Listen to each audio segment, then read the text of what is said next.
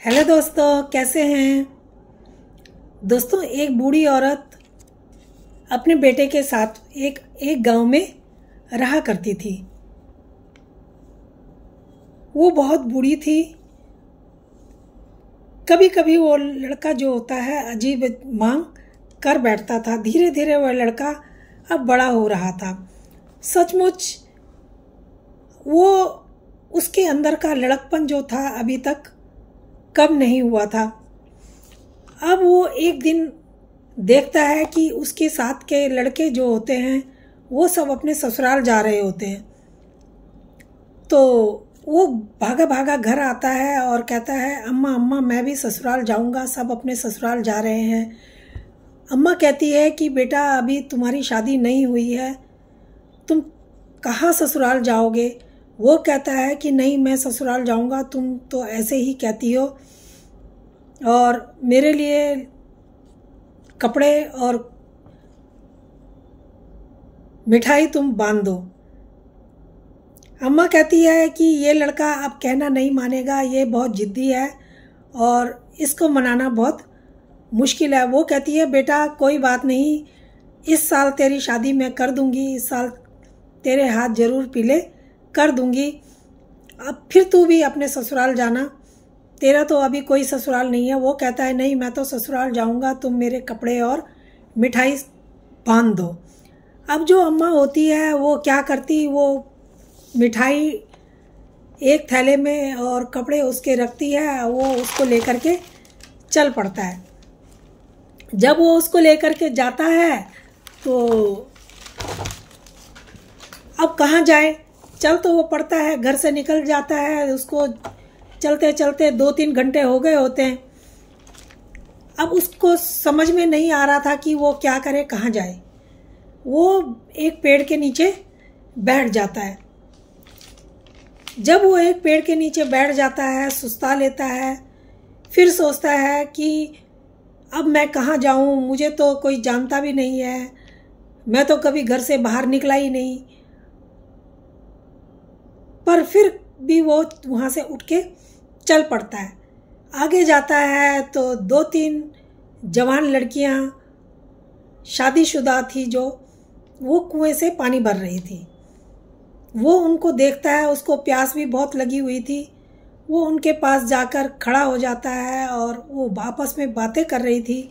वो कह रही थी कि लाजवंती बहुत मनहूस है, उसकी शादी हो गई है, 12 साल हो गए हैं, लेकिन उसका पति कभी उसको लेने के लिए नहीं आया। ना जाने उसको क्या क्या गलत सलत उसको बोल रही थी। अब वो लड़का होता है, वो जो लाजवंती होती है, वो चुपचाप से सब बातें उन लड़कियों की सुन रही थी। अब ये जो लड़का होता है मनसुख, ये सोचता है कि प्यास भी बहुत लगी है, चलो इनसे पानी मांग लेते हैं। अब वो मनसुख लाजवंती से पानी मांगता है। लाजवंती अपने घड़े से उसको पानी पिलाती है और फिर चल देती है। वो लड़का भी मनसुख जो होता है उसके पीछे पीछे चल देता है। जब उसके पीछे पीछे चल देता है तो उसका घर आ जाता है। वो अपने घर में चली जाती है। मनसुख भी उसके पीछे पीछे उसके घर में चला जाता है। अब सोचता है कि मैं क्या करूं।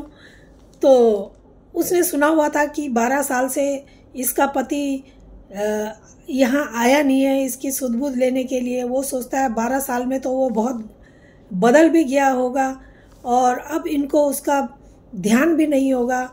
और वो जो लड़की होती है लाजवंती, उसका पिता भी कभी उनके पास गया नहीं कि मेरी लड़की को क्यों नहीं लेने आ रहे, कभी उनके पास गया नहीं। उसकी लड़की की जो ज़िंदगी होती है वो बहुत कष्टों से बीत रही होती है। अब जो वो लड़की अपनी सास को कहता है कि उसकी सास कहती है, बेटा तुम कौन हो। वो कहता है कि मैं 12 साल बाद आया हूँ, तुम मुझे कहाँ पहचानोगी, मैं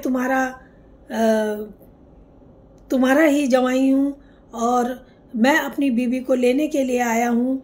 और मैं एक बहुत बड़े व्यापारी के पास शहर में काम करता हूँ और जिससे मुझे आने का कभी समय नहीं मिलता। उनके कोई औलाद नहीं है, वो मुझे अपने बेटे की तरह से पालते हैं, रखते हैं। और मैं अब इसको लेकर के, लाजवंती को लेकर के वहाँ शहर में उनके ही पास जाऊंगा।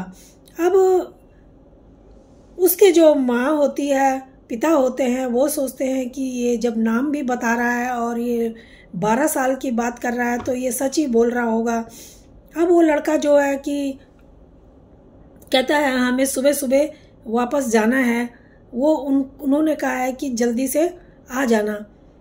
तो जो लड़की के पिता होते हैं वो 10 सिक्के उसको चांदी के देते हैं सुबह, और लड़की अपनी लाजवंती तैयार होके आती है और कहते हैं कि बेटा तुमने इसकी भी लाज रख ली, लाजवंती की, और हमारी भी लाज रख ली, तुम जो इसको लेने के लिए आ गए हैं। और अब वो उसको लेकर के चल पड़ता है पैदल ही पैदल। जब उसको लेके जा रहा था तो वो उसको पूछता है तुम कोई दिक्कत तो नहीं है, तुम्हें कोई परेशानी तो नहीं है? वो कहती है कि मुझे कोई दिक्कत नहीं, कोई परेशानी नहीं, तुमने तो मेरी लाज रख ली। मैं तो बहुत दुखी और परेशान थी, लोग मुझे बहुत ताना देते थे, मनहूस कहते थे। तुमने तो मुझे आके एक नई ज़िंदगी दी है। मैं समझ गई थी कि तुम मेरे पति नहीं हो, लेकिन किसी के साथ शादी कर लेने से ही वो पति नहीं हो जाता। पति का कर्तव्य होता है कि वो अपनी पत्नी का हाथ जिंदगी भर ना छोड़े, उसको अपने साथ रखे, उसका ध्यान रखे, अपने कर्तव्यों का पालन करे।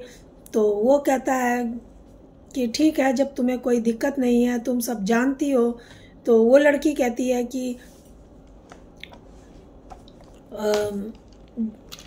जाते जाते वो शाम हो जाती है।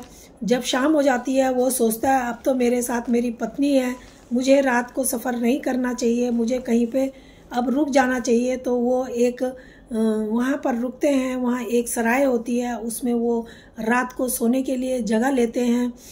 अब वो सोचने लगता है कि मेरे पास तो 10 चांदी के सिक्के भी हैं, इनकी सुरक्षा भी मुझे करनी है और पत्नी की भी करनी है। अब वो जो 10 चांदी के सिक्के होते हैं, जो उनके साथ फल फ्रूट वाली टोकरी होती है, खाने पीने का उसमें सामान होता है, वो उस टोकरी में 10 सिक्के रख देते हैं एक दूसरे की रजामंदी से। और जो उसके पास गमछा होता है उसमें वो छोटे छोटे कंकर पत्थर बांध के अपने सिराने के नीचे, सिर के नीचे दबा के सो जाता है। सोचता है कोई चोर आएगा भी तो ये सोचेगा कि इसमें धन है और उसका ध्यान टोकरी पे नहीं जाएगा। लेकिन जो उसको नहीं पता था कि जो वहाँ का मालिक है वो दोनों पति पत्नी उनकी बातें सुन रहे हैं। और वो जब उनकी बातें सुनते हैं तो जो सराय का मालिक होता है उन दोनों के सोने के बाद में दोनों पति पत्नी अंदर आते हैं, सराय का मालिक और उसकी पत्नी, और वहाँ से उनका धन लेकर के निकल जाते हैं। जब सुबह होती है वो उठता है, मनसुख देखता है कि उसके पास धन नहीं है, उसकी टोकरी में से धन किसी ने चुरा लिया है। वो अपनी पत्नी को बताता है, वो बहुत चिंतित होते हैं। वो कहते हैं अब क्या होगा, हम घर कैसे जाएं? यहाँ तो कोई आया भी नहीं, ना कोई यहाँ से गया, यहाँ तो सिर्फ सराय का मालिक और मालकिन ही है, फिर हमारे पैसे कौन चुरा सकता है? वो दोनों के दोनों सराय के मालिक मालकिन के पास जाते हैं, पूछते हैं। वो कहते हैं ऐसा कैसे हो सकता है, हम तुमसे ज़्यादा चिंता तो हमें है कि तुम्हारा धन चोरी हो गया यहाँ से, और अब हमारी सराय में कोई ठहरने के लिए भी ये बात सुन के नहीं आएगा और हमें बहुत घाटा होगा, हमारी बहुत बदनामी हो जाएगी। तो इस तरीके से हमें तो बहुत परेशानी हो जाएगी। वो कहते हैं कि चलो कोतवाल के पास चलते हैं। वो मनसुख कहता है कि चलो, दोनों चारों के चारों फिर कोतवाल के पास जाते हैं, कोतवाल को बताते हैं। जब कोतवाल ये बात सुनता है तो उसकी समझ में कुछ नहीं आता। तभी वहाँ पर उसका जो कोतवाल का दोस्त होता है वो आ जाता है। जब कोतवाल की समझ में कुछ नहीं आता है तो वो अपने दोस्त की ही सलाह लिया करता था। तो दोस्त बहुत चालाक था, जो सब प्रॉब्लम को हल कर देता था। अब वो चारों की बातें सुनता है और कहता है मेरी समझ में तो कुछ नहीं आ रहा, चलो अब तुम्हारा फैसला जो है अब एक नगाड़ा करेगा जो मंदिर में है। वो कहते हैं कि मंदिर में नगाड़ा हमारा फैसला कैसे कर सकता है। कोतवाल भी सोच में पड़ जाता है, पर कुछ कहता है कि ये दोस्त मेरा बहुत चालाक है, ये जरूर इस कुछ ना कुछ कर देगा। अब वो कोतवाल जो नगाड़ा कहता है कि सुबह सुबह उनको मनसुख को और उसकी पत्नी को कहता है कि तुम दोनों सुबह जाना और नगाड़ा अपने कंधे में उठा के लाना। जब वो सुबह जाते हैं, नगाड़ा अपने कंधे में उठा के लाते हैं, वो बहुत भारी होता है, वो थक जाते हैं और नगाड़े को आधे रास्ते में आके नीचे रख देते हैं और बातें करते हैं। कहते हैं कि हमारे पैसे तो गए गए, साथ में ये नगाड़े को उठाने की आफत हमारी और हो गई है।